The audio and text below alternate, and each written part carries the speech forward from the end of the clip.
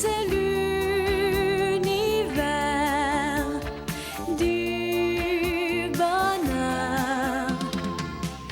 La vie Tao Tao, notre Tao Tao. Prenons garde au petit ours panda. Prenons garde au petit ours panda.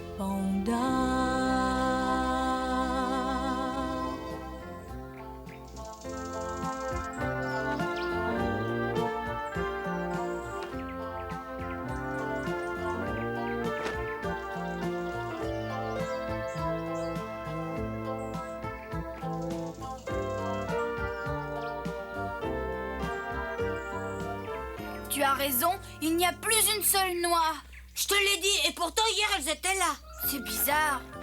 Les noix ne se dissolvent pas toutes seules dans l'air. Quelqu'un est passé par là. Mais pourquoi les avoir toutes prises? Tiens, regarde. Allons plus loin, pas la plus petite noix. Si jamais je trouve celui qui a fait ça. Tao Tao, viens voir ici aussi.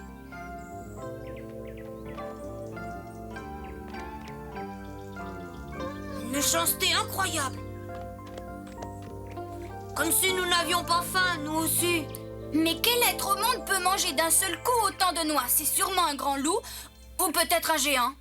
Je finirai par le savoir, même si je dois chercher jour et nuit. Kiki, reste ici. Oh, tu t'agites en vain, la vallée Waisan est bien trop grande.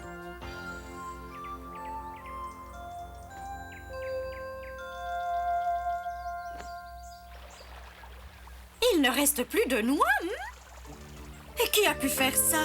Justement, nous ne le savons pas. Nous ne pouvons pas imaginer qui a pu ingurgiter autant de noix. Tao Tao croit que c'est un géant. Chez nous, il n'y a pas de géant. Qui cela peut-il être? Ne me pose plus cette question. Qu'est-ce que nous ferions avec toutes ces noix? N'insiste pas, veux-tu? J'ai pas dit que c'était vous. Je vous ai seulement posé la question. Cela n'avait pas du tout l'air d'une question. Quand quelque chose ne te convient pas, tu es prêt à rejeter la faute sur les autres. Vous les avez peut-être volées vous-même. C'était nos noix, nous ne pouvions pas les voler.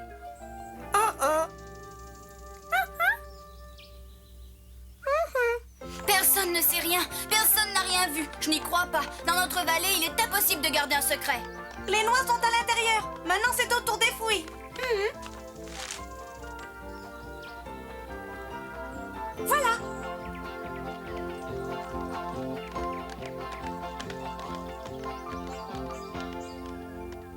Si vous nous prenez nos provisions pour l'hiver, vous aurez affaire à nous. N'y touchez surtout pas. C'était vous? Mais pourquoi avez-vous dépouillé tous les arbres? Pourquoi? Nous devons faire des stocks. L'hiver approche, vous devez le savoir. Mais vous n'aviez pas le droit de faire ça. Je vous en aurais jamais cru capable. Honte sur vous. Pourquoi t'énerves-tu de cette façon-là? Parce que vous êtes des méchants voleurs et des égoïstes sans scrupules. Non, Kiki, ça suffit. Pourquoi les injurier? Demandons-leur plutôt pourquoi ils ont fait cela. Devons-nous répondre? Vous le devez. Vous ne tirerez rien de moi. Je n'aime pas qu'on me parle sur ce ton. Si tu veux, toi, tu peux répondre. Nous avons rencontré l'oncle Don et il nous a dit... Depuis des années, nous n'avons pas eu un aussi bel automne. Pas de pluie, pas de vent et du soleil tout le temps. Les feuilles ont pris une teinte automnale que moi-même je n'avais jamais vue, mais je ne peux pas m'en réjouir. Un si bel automne rend les animaux de notre vallée très insouciants. Ils en oublient que l'hiver est proche. Aucun ne songe à faire des provisions. Tous vivent au jour le jour. Nous avons pris très au sérieux ce que l'oncle Don nous a dit. Nous ne voulons pas être insouciants. Voilà qui explique tout. Ça suffit. Malgré tout, vous n'aviez pas le droit de ramasser tous les fruits et toutes les noix. Je sais que vous avez besoin de provisions, mais les autres aussi. Ça n'est pas notre problème. Qui arrive le premier est le premier servi. C'est toujours ainsi dans la vie. Celui qui paresse n'aura rien à se mettre sous la dent. Nous prévoyons, nous sommes rusés. Nous sommes travailleurs. Qui pouvons-nous si les autres sont paresseux? Vous êtes des égoïstes. Retire ça immédiatement, hein? Pourquoi le ferait-il? Je pense exactement la même chose. Ça ne concerne que nous. En es-tu sûr? Moi, je vous avertis que je vais éclater. Oh, t'es pas de là! Attendez, cessez immédiatement. Voilà, maman.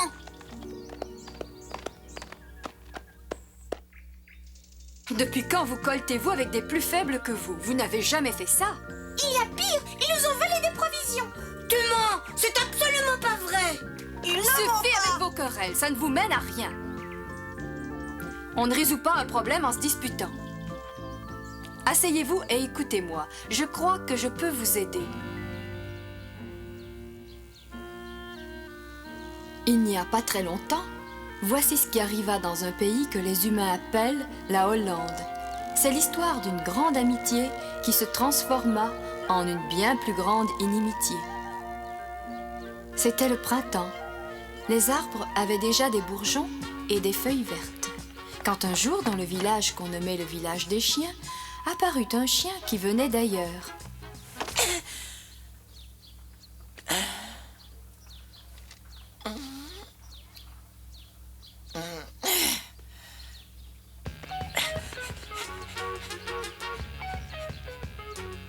Voilà, j'ai de nouveau quelque chose de bon pour vous. Mais ne mangez pas tout d'un seul coup, ça doit suffire pour un certain temps. Il n'y a pas grand-chose aujourd'hui. Bonjour, petit. Tu es nouveau, je crois. Pour toi. Les chiens venaient chaque jour chez ce boucher. Il leur donnait toujours quelque chose à manger. Ils se nommaient Petit Point, Moustache, Renardeau et Grassouillet. Le grand gris était le chef et parce qu'il l'avait interpellé en lui disant « Petit », le nouveau garda ce nom. Je t'en prie, donne-moi ton os. Le mien ne me suffira pas.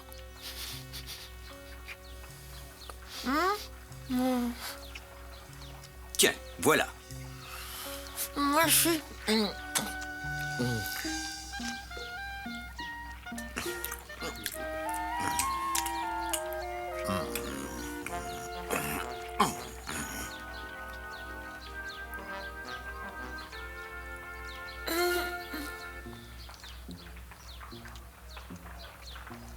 Peux-tu me donner ton os? Le mien est trop petit pour moi. Et pourquoi devrais-je te le donner? Là, ça fait des jours et des jours que je n'ai pas eu un seul os. Ah. Tiens, voilà. Prends-le. Merci, merci beaucoup.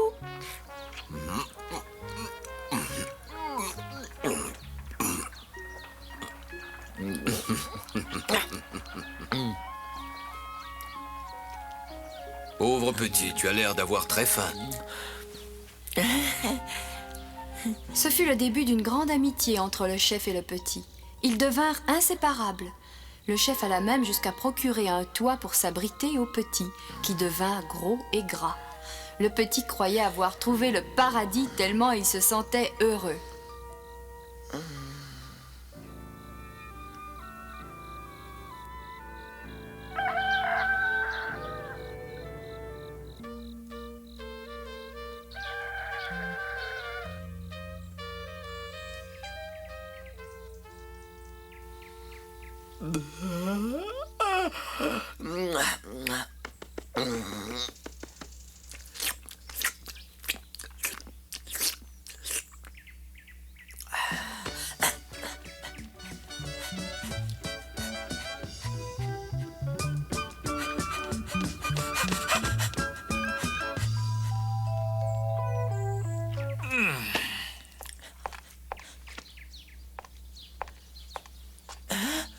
Ça non, ce ne sont pas des restes. Ça sent bon.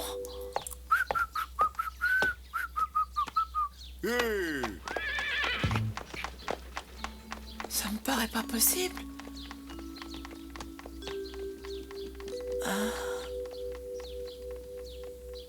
C'est à peine croyable. Ça doit être un rêve. L'os sentait très bon. Ce n'était donc pas un rêve. Quand le petit comprit que c'était une réalité, il sauta sur l'os et l'emporta. Il voulait bien sûr chercher le chef parce qu'il voulait partager son butin avec lui. C'était normal puisque le chef, lui, avait toujours partagé. Mais le petit se mit à réfléchir. Qu'arrivera-t-il si le chef ne partage pas équitablement? Supposons qu'il garde un gros morceau pour lui et qu'il ne m'en donne qu'un tout petit. Le petit décida finalement de ne parler à quiconque de cet os avant d'avoir bien soupesé le pour et le contre. Il se disait qu'il risquait en outre d'être obligé de partager avec tous les autres. Et aussi longtemps qu'il se trouverait dans une pareille incertitude, on ne pouvait pas exiger de lui qu'il aille proclamer sa bonne fortune. Pour la décision difficile, la nuit porte conseil, se dit le petit. Il pensa ensuite, on n'a jamais vu un gros chien mordre un petit chien quand ce dernier prend la fuite à temps. C'est sa mère qui lui avait donné ce bon conseil, qu'il ne manquait jamais de suivre.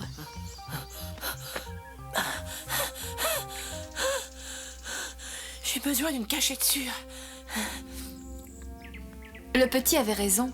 Ce n'était pas une idée très glorieuse, mais une solution pratique.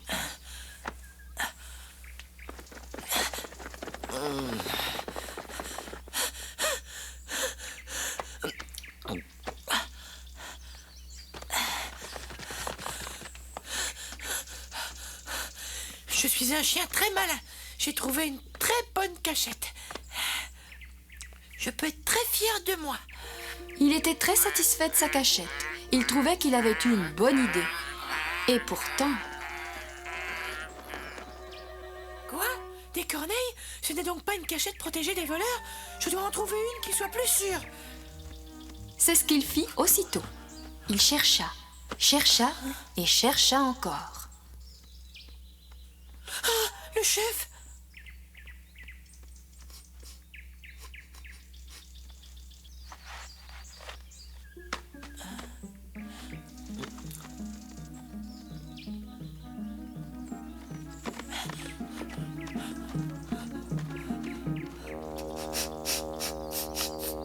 Une piste très bizarre.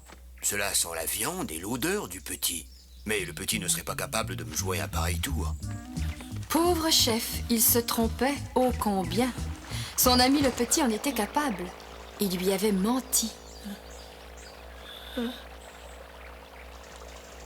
J'ai trouvé. Le chef a horreur de l'eau.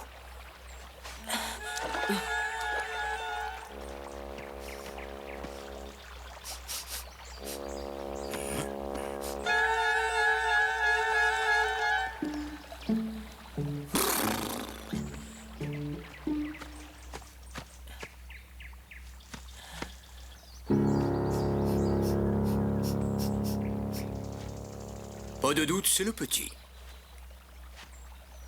Prend-il un bain? Ça ne me ferait pas de mal non plus. Oh non!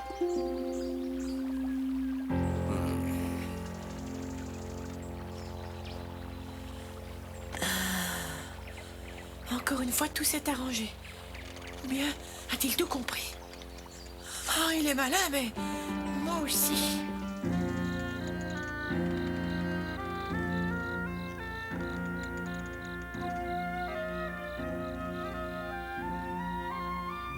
Voilà, mes amis. J'espère que ça vous plaira.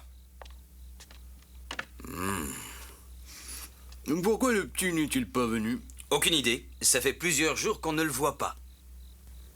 Le chef pensa à la piste qu'il avait reniflée. Il comprit qu'elle constituait une explication possible, et il en fut très très triste.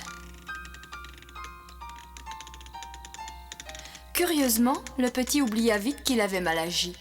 Il accusa bientôt les autres d'être des méchants et des voleurs qui voulaient lui prendre son bien. Du coup, il se fit beaucoup de soucis, au point qu'il n'arrivait plus à dormir. Il faisait des cauchemars.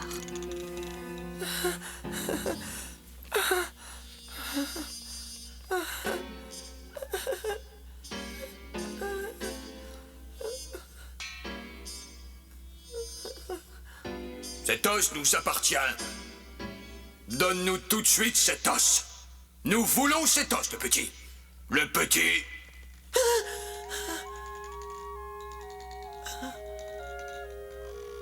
Ah, ce n'est qu'un mauvais rêve.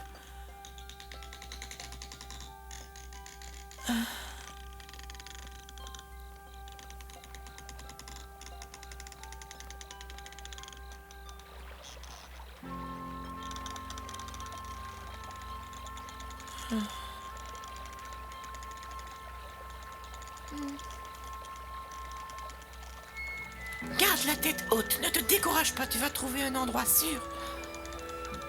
Le petit ne songea même plus à prendre du repos.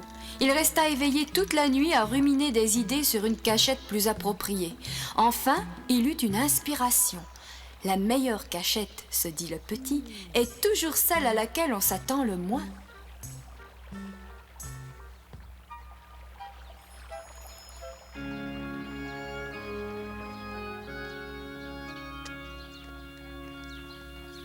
Il faudrait d'abord qu'il puisse y penser.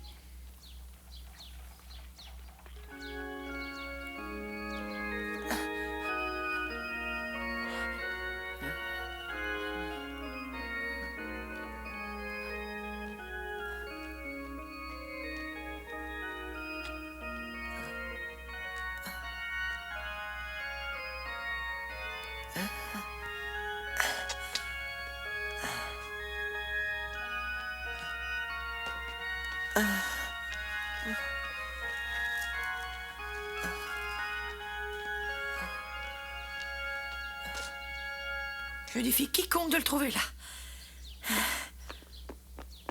Hein? Oh, ça ne fait rien.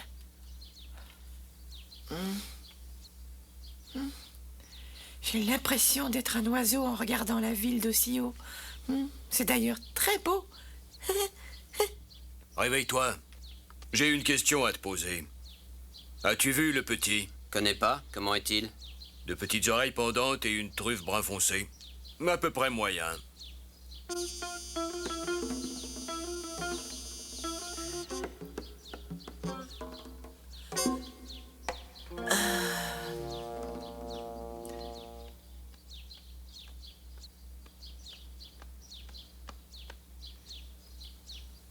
Que cherchait-il dans l'église?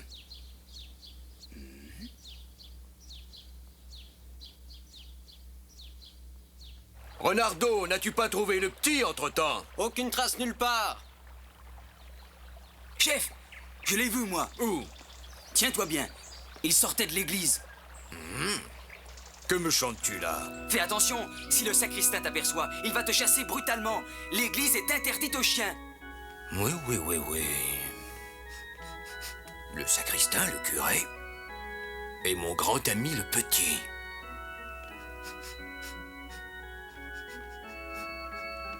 Le petit ne savait pas exactement pourquoi, mais quelque chose l'inquiétait pour sa cachette. Et tout à coup, il comprit. La ficelle, bien sûr, n'importe qui verrait la ficelle.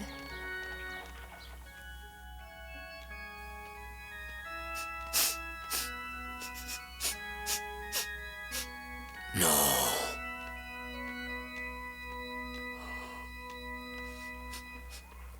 C'est le plus gros os que j'ai jamais vu. Mais qu'est-ce que le petit vient faire dans tout ça? Voulait-il le cacher? Bien sûr, ce coquin voulait nous le dissimuler.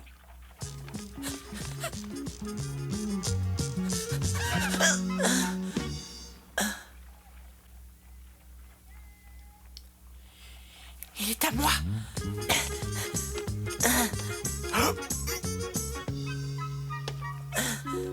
Oh, j'avais donc bien compris.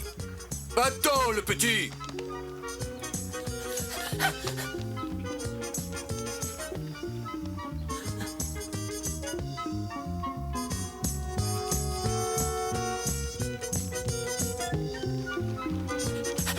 Arrête-toi, le petit!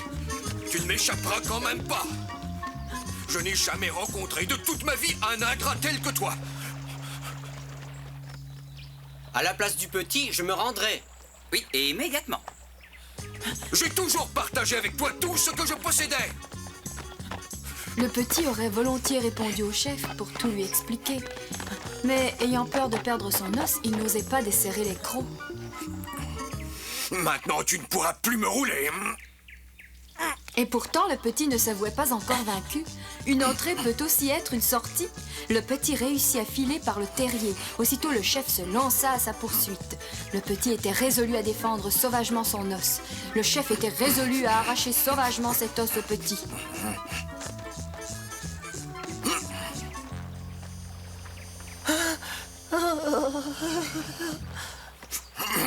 Voilà, petit, je t'ai retrouvé. Je t'ai dit que tu ne réussirais pas à m'échapper.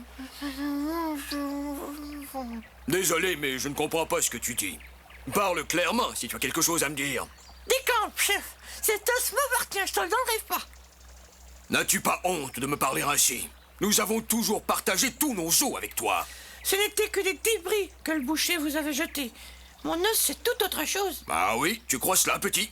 Dommage, mais je n'ai pas du tout cette opinion. N'avance pas, chef. Ne t'approche pas. Reste où tu es, chef, ou tu vas le regretter.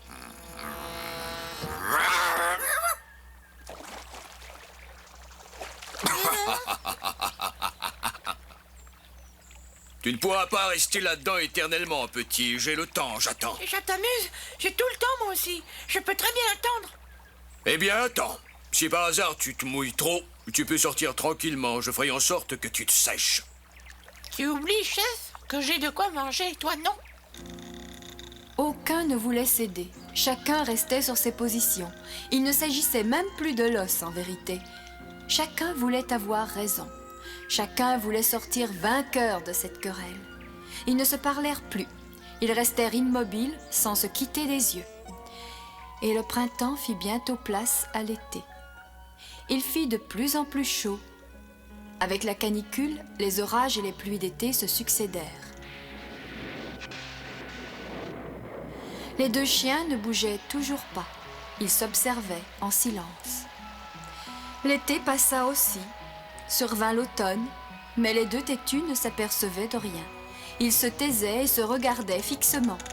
Les premières tempêtes d'automne arrivèrent, et tout à coup, les nuits devinrent très froides et la campagne devint toute blanche. La première neige tombait, l'hiver était venu à son tour, mais les deux entêtés semblaient ne pas s'en apercevoir. Le petit était toujours assis dans l'eau et n'était pas prêt à céder. Le chef était sur son rocher et n'était pas prêt à céder. Deux bons amis, qui étaient jadis toujours disposés à s'entraider, étaient ainsi devenus des ennemis. Et cela pour la simple raison que leur dispute était devenue plus importante que le sentiment qui les avait unis. Et s'ils ne sont pas morts, les deux entêtés doivent encore être face à face. Toute une vie durant? Comment peut-on se quereller ainsi pour un os? Je ne vois pas une grande différence entre les noix et un os. Bah oui. Je comprends. Je crois que nous nous sommes trompés. Mais il n'est pas trop tard pour tout arranger au mieux. Servez-vous si vous voulez. Merci, mais je crois que je ne veux plus de vos noix. Moi non plus. Mais vous... J'ai une proposition à vous faire. Vous gardez les noix et quand nous aurons faim, eh bien nous viendrons vous rendre visite. Ça, c'est une bonne idée. C'est la meilleure trouvaille de la journée. Oui, c'est une bonne idée. La prochaine fois que les enfants viendront me demander une histoire, je leur raconterai celle de la tortue bavarde. Celle-ci passait sa vie à chercher des oreilles attentives aux histoires qu'elle ne cessait de raconter. Et personne ne voulait plus l'écouter. Ce bavardage aurait pu finalement lui être fatal. En effet, au moment précis où elle ne devait ouvrir la bouche sous aucun prétexte, elle ne put s'empêcher de parler. C'est ce que nous vous raconterons la prochaine fois.